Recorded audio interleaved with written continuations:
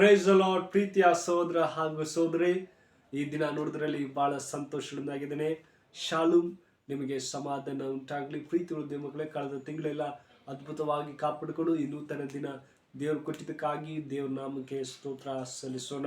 ಪ್ರೀತಿ ಉಳಿದ ಮಕ್ಕಳೇ, ಪ್ರತಿದಿನ ದೇವ್ರ ವಾಕ್ಯ ಧ್ಯಾನ ಮಾಡುವಾಗ ಆತನ ಕೃಪಾ ವರಗಳಿಂದ ನಮ್ಮನ್ನು ಪ್ರತಿದಿನ ಆಶೀರ್ವದಿಸುವಂತ ದೇವರಾಗಿದ್ದಾನೆ. ಪ್ರೀತಿ ಉಳಿದ ಮಕ್ಕಳೇ, ಈ ದಿನ ದೇವ್ರ ವಾಕ್ಯ ಒಳ್ಳೆ ವಾಕ್ಯನ ಕೊಟ್ಟಿದ್ದಾರೆ.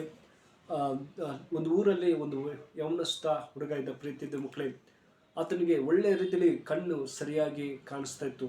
ಆದರೂ ಕೂಡ ಕತ್ತಲಲ್ಲಿ ಹೋಗಬೇಕಾದ್ರೆ ಆತನಿಗೆ ಕಣ್ಣು ಮಂಜು ಥರ ಕಾಣಿಸ್ತಾ ಇತ್ತು. ಅಯ್ಯೋ, ನನಗೆ ಕಣ್ಣು ಕಾಣ್ತಾ ಇಲ್ಲಲ್ಲ ಎಂಬುದಾಗಿ ಆತ ಭಯ ಪಡ್ತಾ ಇದ್ದ. ಆದರೆ ಒಬ್ಬ ವ್ಯಕ್ತಿ ಆತನಿಗೆ ಹೇಳ್ತಾನೆ, ಇದು ಇದೇ ಮಾರ್ಗ, ನಿಮ್ಮ ಮನೆಗೆ ಹೋಗ್ಬೋದು, ಅಥವಾ ಇದೇ ನಿನ್ನ ರಸ್ತೆ ಎಂಬುದಾಗಿ ಆತ ಹೇಳ್ತಾ ಇದ್ದ. ಆದರೂ ಕೂಡ ಆತ ಗಲಿಬಿಲಿ, ಅಯ್ಯೋ ನಾನು ಯಾವ ರೋಡ್ ಹೋಗ್ತಾ ಇದ್ದೀನಿ, ಇಷ್ಟು ಕತ್ತಲಾಗಿದೆ ಎಂಬುದಾಗಿ ಆತ ಯೋಚನೆ ಮಾಡ್ತಾ ಇದ್ದ. ಅದೇ ಪ್ರೀತಿ ಉಳಿದ ಮಕ್ಕಳೇ, ನಮ್ಮ ಆತ್ಮಿಕ ಜೀವಿತದಲ್ಲಿ ನಾವು ಹೇಗೆ ನಮ್ಮ ದೇಹದ ಅಂಗಗಳಲ್ಲಿ ಒಂದು ಅಂಗ ಕೊಟ್ಟಿದ್ದಾರೆ, ಅದೇ ಒಂದು ಕಣ್ಣಿನ ಒಂದು ದೇಹ ಆಗಿದೆ. ಹೌದು ಪ್ರೀತಿಯ ಮಕ್ಕಳೇ, ದೇಹ ಒಂದು ಬೆಳಕಾಗಿ ನಮ್ಮನ್ನು ಮಾರ್ಪಡಿಸುತ್ತೆ. ಈ ಕಣ್ಣು ಮುಚ್ಚಿದ ತಕ್ಷಣ ನಮಗೆ ಕತ್ತಲಾಗಿ ಕಾಣಿಸುತ್ತೆ. ಆದರೆ ಈ ಕಣ್ಣು, ದೇವ್ರು ಯಾವ ರೀತಿಯಲ್ಲಿ ನಮ್ಮನ್ನು ಕಣ್ಣು ಕೊಟ್ಟಿದ್ದಾರೆ, ಆತನಿಗೆ ನಾವು ಸ್ತೋತ್ರ ಸಲ್ಲಿಸಬೇಕು. ಅಪ್ಪ, ಒಳ್ಳೆ ಕಣ್ಣು ಕೊಟ್ಟಿದ್ದಕ್ಕಾಗಿ ನಿಮಗೆ ಸ್ತೋತ್ರ. ಆ ಯೌವನಸ್ಥ ಆ ಕಣ್ಣು ಅಷ್ಟು ಇದ್ರೂ ಕೂಡ ತಪ್ಪಾದ ಮಾರ್ಗದಲ್ಲಿ ಹೋಗ್ತಾ ಇದ್ದ. ಅದೇ ಥರ ಪ್ರೀತಿ ಉಳಿದ ಮಕ್ಕಳೇ, ಈ ದಿನ ದೇವ್ರ ವಾಕ್ಯ ಏನಂದ್ರೆ, ಮತ್ತೇನ ಬರೆದ ಸುವಾರ್ತೆ 6ನೇ ಅಧ್ಯಾಯ 21ನೇ ವಾಕ್ಯ ನಾನು ನಿಮಗಾಗಿ ಓದ್ತೀನಿ. ದಯಮಾಡಿ ನಿಮ್ಮಲ್ಲಿ ಸತ್ಯವೇದವಿದ್ದರೆ ತೆಗೆದು ಧ್ಯಾನಿಸಬೇಕೆಂಬುದಾಗಿ ನಾನು ಕೇಳ್ಕೊಳ್ತೇನೆ. ಮತ್ತೇನ ಬರೆದ ಸುವಾರ್ತೆ 6ನೇ ಅಧ್ಯಾಯ 21ನೇ ವಚನ ಹಿಡಿದು 22ನೇ ವಚನವರೆಗೂ ನಾನು ನಿಮಗಾಗಿ ಓದ್ತೇನೆ. ನಿನ್ನ ಗಂಟು ಇದ್ದಲ್ಲಿ ನಿನ್ನ ಮನಸ್ಸು ಇರುವುದಷ್ಟೇ. ಕಣ್ಣು ದೇಹಕ್ಕೆ ದೀಪವಾಗಿದೆ. ಹೀಗಿರುವಲ್ಲಿ ನಿನ್ನ ಕಣ್ಣು ನೆಟ್ಟಗಿದ್ದರೆ ನಿನ್ನ ದೇಹವೆಲ್ಲ ಬೆಳಕಾಗಿರುವುದು. ನಿನ್ನ ಕಣ್ಣು ಕೆಟ್ಟದಾಗಿದ್ದರೆ ನಿನ್ನ ದೇಹವೆಲ್ಲ ಕತ್ತಲಾಗಿರುವುದು. ಆಮೀನ್. ನೋಡಿ ಪ್ರೀತಿಯ ಮಕ್ಕಳೇ, ಯೇಸು ಸ್ವಾಮಿ ಸಾಮ್ಯ ರೂಪದಲ್ಲಿ ಹೇಳ್ತಾ ಇದ್ದಾರೆ, ನಿನ್ನ ಗಂಟು ಎಲ್ಲಿದೆ ನಿನ್ನ ಮನಸ್ಸು ಅಲ್ಲೇ ಇರುತ್ತೆ.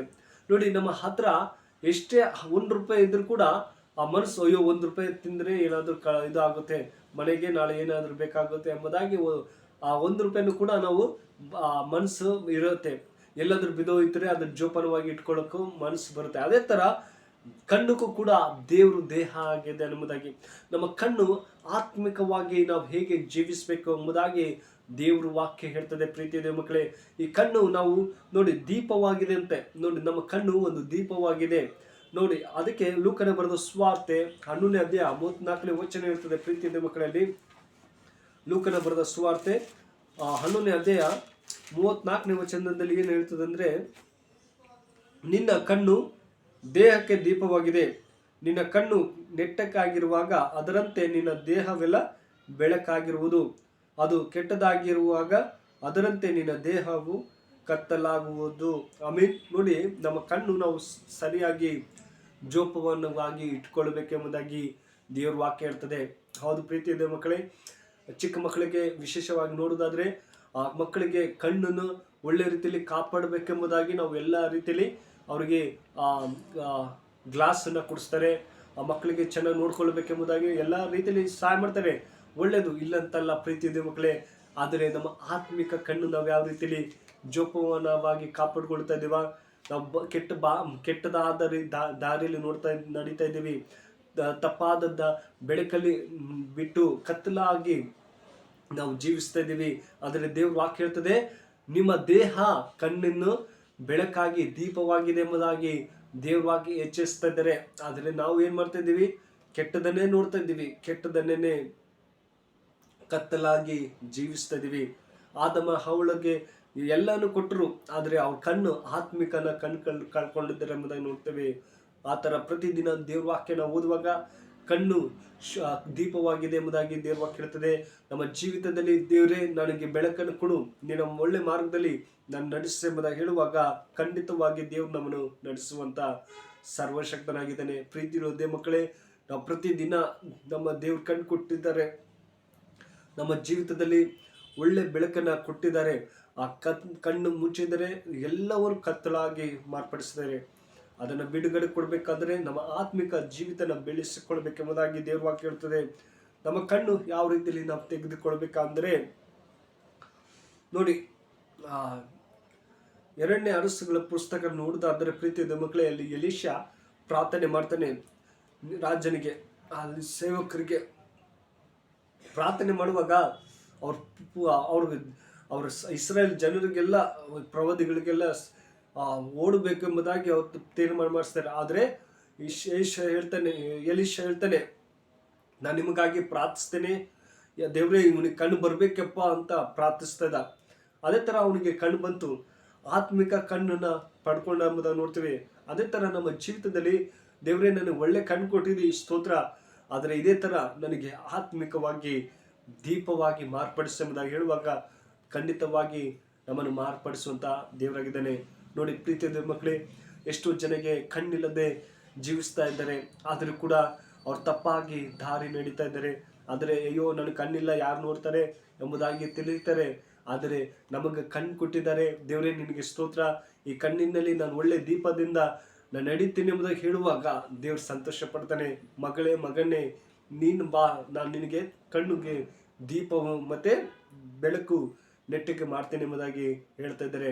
ಹೌದು ಪ್ರೀತಿಯ ಮಕ್ಕಳೇ, ಅದೇ ಥರ ನಾನು ಬರೆದ ಪುಸ್ತಕ 20ನೇ ಅಧ್ಯಾಯ 12 ವಾಕ್ಯ ಹೇಳ್ತದೆ, ಕೇಳುವ ಕಿವಿ, ನೋಡುವ ಕಣ್ಣು, ಇವೆರಡನ್ನು ಯೆಹೋವನು ನಿರ್ಮಿಸಿದ್ದಾನೆ. ಆಮೇಲೆ ನೋಡಿ, ಕಿವಿ ಮತ್ತೆ ಕಣ್ಣು ದೇವರನ್ನೇ ನಿರ್ಮಿಸಿದ್ದಾನೆ. ಮನುಷ್ಯನಿಗೆ ಏನೇನು ಬೇಕೋ ಅದನ್ನೆಲ್ಲ ನಿರ್ಮಿಸಿದ್ದಾನೆ. ಮನುಷ್ಯನಿಗೆ ಕೈ ಇಲ್ಲ ಹೋದ್ರೆ ಬರೆಯಕ್ಕೆ ಏನಾಗಲ್ಲ, ಕಣ್ಣು ಇದ್ರೆ ಎಲ್ಲವನ್ನು ನೋಡಬಹುದು ಎಂಬುದಾಗಿ ದೇವ್ರು ಕೊಟ್ಟಿದ್ದಾನೆ. ನೋಡಿ, ದೇವ್ರು ಎಷ್ಟು ಪ್ರೀತಿಸುತ್ತಾನೆ ನಮ್ಮನ್ನು. ಆದ್ರೆ ನಾವು ಅರ್ಥ ಮಾಡ್ಕೊಂಡು ಜೀವಿಸಬೇಕು. ದೇವರೇ ಕಣ್ಣು ಕೊಟ್ಟಿದ್ದಕ್ಕಾಗಿ ಸ್ತೋತ್ರ, ಒಳ್ಳೆ ಮಾರ್ಗದಲ್ಲಿ ನಾನು ನಡಿತೀನಿ, ನಿನ್ನ ವಾಕ್ಯವನ್ನು ಸರಿಯಾಗಿ ಓದ್ತೀನಿ, ಕೆಟ್ಟದನ್ನು ಬಿಟ್ಟು ಕತ್ತಲಾದ ಜೀವಿತನ ಬಿಟ್ಟು ಒಳ್ಳೆ ಜೀವಿತನ ನಡೀತೇನೆ ಎಂಬುದಾಗಿ ಹೇಳುವಾಗ ದೇವ್ರು ಖಂಡಿತವಾಗಿ ನಮ್ಮನ್ನು ಸಹಾಯ ಮಾಡ್ತಾನೆ. ಪ್ರೀತಿರೋ ದೇವ ಮಕ್ಕಳೇ, ಕೊನೆಯದಾಗಿ ನಾನು ಕೀರ್ತನೆ 46ನೇ ಅಧ್ಯಾಯ 8ನೇ ವಾಕ್ಯ ಹೀಗೆ ಹೇಳ್ತದೆ, ಏನಂತಾರೆ, ಯೆಹೋವನು ಕುರುಡರಿಗೆ ಕಣ್ಣು ಕೊಡುತ್ತಾನೆ, ಯೆಹೋವನು ಕುಗ್ಗಿದವರನ್ನು ಉದ್ಧರಿಸುತ್ತಾನೆ, ಯೆಹೋವನು ನೀತಿವಂತರನ್ನು ಪ್ರೀತಿಸುತ್ತಾನೆ. ಆಮೀನ್. ನೋಡಿ, ದೇವರು ಕುರುಡರಿಗೆ ಕಣ್ಣು ಕೊಡ್ತಾನೆ, ನೀತಿವಂತರಿಗೆ ಒಳ್ಳೆ ರೀತಿಯಲ್ಲಿ ಪ್ರೀತಿಸ್ತಾನೆ ಎಂಬುದಾಗಿ ದೇವ್ರ ವಾಕ್ಯ ಹೇಳ್ತದೆ. ಪ್ರತಿದಿನ ದೇವ್ರನ್ನ ನಾವು ಪ್ರೀತಿಸಬೇಕು. ನಾವು ಕುಗ್ಗಿದಾಗ ಆತ ನಮಗೆ ಸಹಾಯ ಮಾಡುವಂಥ ದೇವರಾಗಿದ್ದಾನೆ. ನಮ್ಮ ಎಲ್ಲ ಸಮಸ್ಯೆನ ಬಿಡುಗಡೆ ಕೊಡುವಂಥ ದೇವರಾಗಿದ್ದಾನೆ. ಪ್ರೀತಿಯುಳ್ಳ ದೇವ ಮಕ್ಕಳೇ, ನಮ್ಮ ಕಣ್ಣನ್ನು ಸರಿಯಾಗಿ ದೀಪದಲ್ಲಿ ನಡೆಯಬೇಕು. ಆತನ ಮಾರ್ಗದಲ್ಲಿ ನಾವು ನಡೆಯುವಾಗ ನಮಗೆ ಸಹಾಯ ಮಾಡ್ತಾನೆ. ದೇವ್ರ ಈ ವಾಕ್ಯ ನಿಮ್ಮ ಜೀವಿತದಲ್ಲಿ ಆಶೀರ್ವದಿಸಿ ಕಾಪಾಡಿ. ಕಣ್ಣು ಮುಚ್ಚಿಕೊಂಡು ಪ್ರಾರ್ಥಿಸೋಣ. ಪರಿಶೋಧನೆ ಪ್ರೀತಿಯುಳ್ಳುತ್ತದೆ. ಈ ಒಳ್ಳೆ ಸಮಯಕ್ಕಾಗಿ ಸ್ತೋತ್ರ. ಕಳೆದ ವಾರ ಎಲ್ಲ ಅದ್ಭುತವಾಗಿ ಕಾಪಾಡಿಗಳು ದೇವರೇ. ಒಳ್ಳೆ ವಾಕ್ಯ ಕೊಟ್ಟಿದ್ದಕ್ಕಾಗಿ ಸ್ತೋತ್ರಪ್ಪ. ಈ ವಾಕ್ಯ ನಮಗೆ ಕಣ್ಣು ಒಂದು ದೀಪವಾಗಿದೆ ಎಂಬುದಾಗಿ ಹೇಳಿದೆ. ನಮ್ಮ ದೇಹ ಒಂದು ಬೆಳಕಾಗಿ ಮಾರ್ಪಡಿಸಿದೆ. ಅದೇ ಥರ ಈ ಮಕ್ಕಳು ಯಾರು ವಿಡಿಯೋ ನೋಡ್ತಾರೋ ಅವ್ರನ್ನ ಆಶೀರ್ವದಿಸಿ ಕಾಪಾಡು. ಒಳ್ಳೆ ಮಾರ್ಗದಲ್ಲಿ ನಡೆಯುವಂತೆ ಸಹಾಯ ಮಾಡು. ಎಲ್ಲ ಸಮಸ್ಯೆಗಳಿಂದ, ಎಲ್ಲ ರೋಗಗಳಿಂದ ಬಿಡುಗಡೆ ಕೊಡು. ಅವ್ರಿಗೆ ಶಾಂತಿ ಸಮಾಧಾನ